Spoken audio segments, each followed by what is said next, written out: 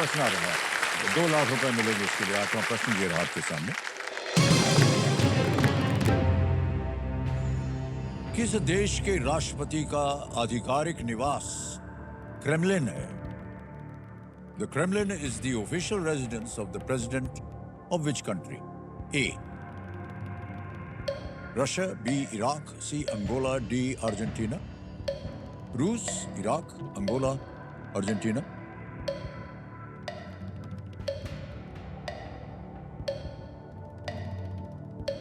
थोड़ा कंफ्यूजन है सर, मैं लाइफलाइन लेना चाहूंगी। ओके, 2 बची हैं आपके पास, 50-50 और संकेत सूचक। संकेत सूचक। ओके, संकेत सूचक को अंकित कर दिया जाए और कंप्यूटर जी इनको एक हिंट दे देते हैं। Vladimir Putin is the current occupant of this residence. Vladimir Putin वर्तमान में यहाँ सर, रहते हैं। ऑप्शन ए रूस। ए रूस पे कह रहे हैं ताला लगाने के लिए। सही जवाब दिया आपने।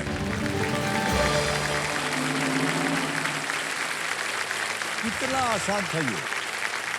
जब आपको बताया गया, हिंट जब मिली तो तड़ से आप समझ गए कि क्या था, है कि नहीं? इतने इसकी चर्चा हो रही है रूस की, व्लादिमीर पुतिन की। हाँ, वो अभी आए हैं। हाँ, बस इतना सही आपको याद था। छोटे बच्चे पता नहीं क्या सोच रहे हैं आप। 2 लाइफलाइन चली गई है देवी जी आपकी। अब आएगा आपके सामने 9वां प्रश्न, 3 लाख रुपए। सोच समझ करके उत्तर दीजिएगा। 9वां प्रश्न ये रहा आपके सामने। किस देश में 2025 में हेली गुब्बी ज्वालामुखी लगभग 12,000 वर्षों में पहली बार फटा? In which country did the Heli Gubbi volcano erupt in 2025 for the first time in nearly 12,000 years? A. Mexico, B. Sri Lanka, C. Bhutan, D. Ethiopia. Sir, इसके बारे में बहुत चर्चा हो रही है और इसके बारे में मुझे पता है। Option D, Ethiopia. डी पे ताल लगाने के लिए कह रही हैं। बिल्कुल सही उत्तर दिया आपने, बधाई आपको। ये पूर्वोत्तर अफ्रीका में स्थित है और इससे उठे धुएं और राख के कारण भारत की ओर आने वाली कई उड़ानों को जो था वो रद्द करना पड़ा और भारत वहां से लगभग 4,000 किलोमीटर दूर है। ओके, अब आ गया है देवी जी आपके सामने 10वां प्रश्न, खेल का दूसरा पड़ाव। 5 लाख रुपए मिल सकते हैं इसके लिए आपको। एक ही लाइफलाइन बची है, 50-50। सोच समझ कर खेलिएगा। 10वां प्रश्न ये रहा आपके सामने।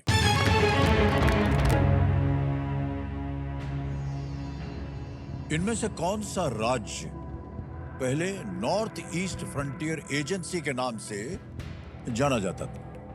Which of these states was earlier known as the North East Frontier Agency? A. Meghalaya, B. Sikkim, C. Arunachal Pradesh या D. नागालैंड?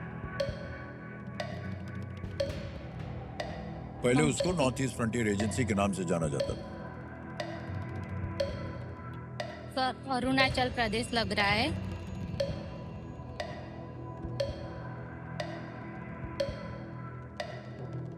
सी को लॉक करना चाहूंगी। सी को लॉक करेंगे? ओके, सी पे ताला लगाने के लिए कह रहे हैं।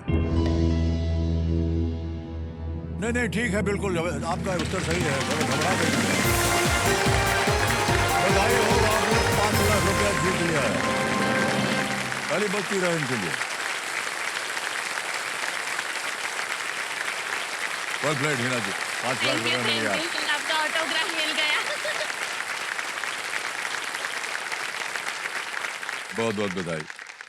1972 तक अरुणाचल प्रदेश को नीफा कहते थे, नॉर्थ ईस्ट फ्रंटियर एजेंसी, और उसके बाद ये जो केंद्र शासित प्रदेश बना 1987 में, 1987 में ये राज्य बन गया।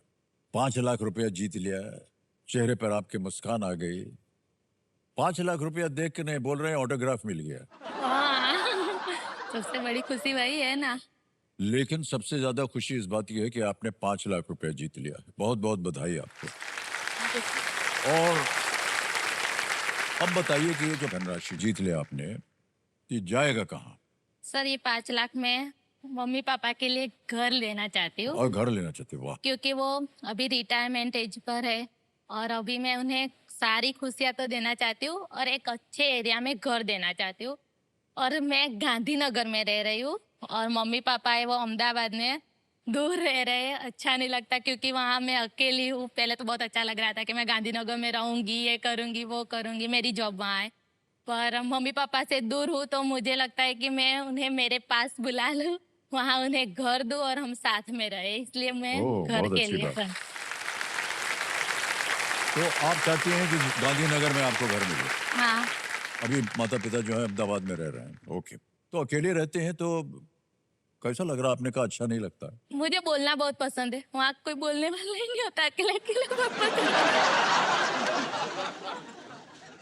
आपको बोलना बहुत पसंद है। हाँ, मैं बहुत बोलती हूँ, सब ऐसा ही कहते हैं कि बहुत ही बोलती है तू। हँसती भी बहुत है, बोलती भी बहुत है, ऐसा ही कहते हैं ये सब। दोनों अच्छी आदतें हैं आपकी। हंसनी अच्छी आदत है, बोलना भी बहुत अच्छी आदत है। आपको जितना मन चाहे आप बोलती रहिए। यहाँ पर एक सुनने वाला आपके सामने बैठा हुआ है, बिल्कुल नहीं रोकेगा आपको। आप बोलती जाइए। पर आप सुन रहे हैं, इससे बड़ी बात मेरे लिए क्या हो सकती है? तो बोलना शुरू कर दीजिए। आप ना क्या बोलना, किससे शुरुआत करूँ या ऐसे ही बोल बोल करूँ? जो भी आपके मन में आए बोल दीजिए।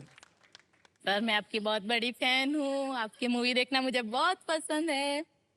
मेरे पापा भी आपके बहुत बड़े फैन हैं।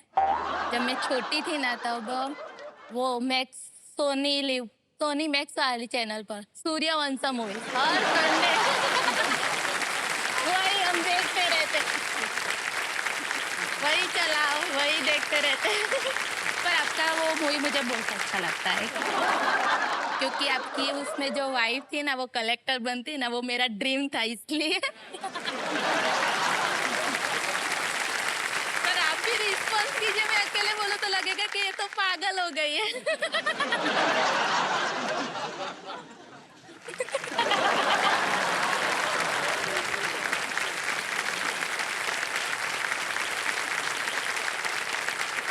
पहली बार ऐसे सुनने वाला कोई मिला मुझे। शांति से मुझे सुने रहो।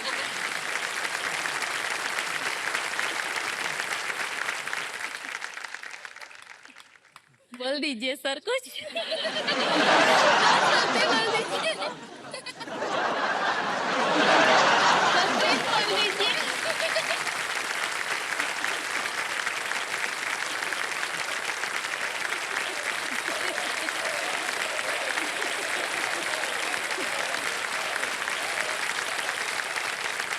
तो भाई साहब, आप लोगों को बोलने के नहीं कहा गया था, हमको हमको बोलने के लिए। आपने कहा कि मैं बोलती चली जा रहा हूँ, आप समझेंगे कि मैं पागल हो गई हूँ। अब हम बोले दे रहे हैं आपको। हाँ, ऐसे सबने रिस्पॉन्स वाला तो अच्छा लगता है। नहीं, ये थोड़ी बहुत पागल है, ज्यादा नहीं।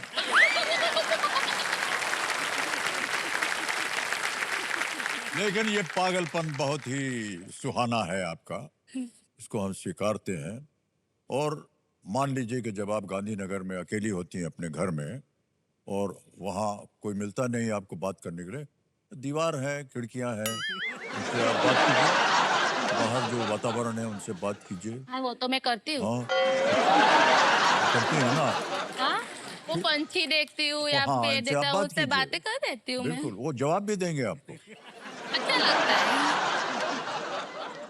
हाँ, मैं करती हूँ, वैसे भी ठीक है, मैं बार-बार करती रहती हूँ। ठीक है।